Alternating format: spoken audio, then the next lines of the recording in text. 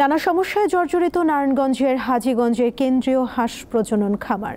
জরাজীর্ণ ভবনে লোকবল কম থাকায় কমে গেছে উৎপাদন।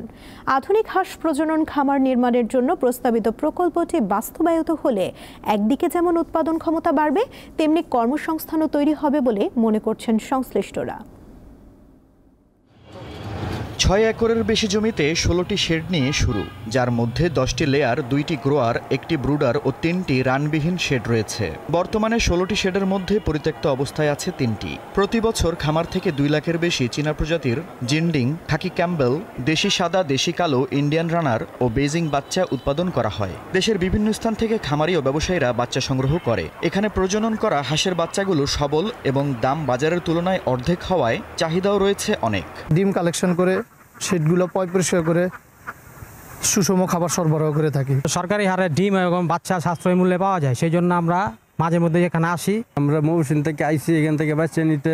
স্যাটার ও হ্যাচার মেশিনের মাধ্যমে এখানে অত্যন্ত যত্ন সহকারে ডিম থেকে বাচ্চা ফোটানো হয়। তবে মেশিনের সংখ্যা বাড়ানো না গেলে বাজারের চাহিদা অনুযায়ী সরবরাহ সম্ভব হবে না বলে মনে করেন সংশ্লিষ্টরা। 24 দিন রাখা, তারপরে আপনার 24 দিনের দিন আমরা হ্যাচারে শিফট করে দিই, যখন বাচ্চাটা ডিমটা পিপিং হবে, ফাটবে যখন। কিভাবে পারলে হাঁস সুবিধা হয়, কিভাবে ডিম উৎপাদন হয়, যা কিছু আছে সম্পূর্ণ তথ্য এই কেন্দ্রে আসলে পাওয়া যায়। প্রান্তিক পর্যায়ে খামারিদের হাঁসের স্বাস্থ্য সুরক্ষা সহ ভ্যাকসিন দেওয়ার নিয়ম এবং পরিচর্যা বিষয়ক সকল ধরনের পরামর্শ এখানে দেওয়া হয়। আমরা ফার্মারদের পরামর্শ দিয়ে দিই, যার যেটা দরকার। আবার অনেক সময় মোবাইলেও পরামর্শ দেই।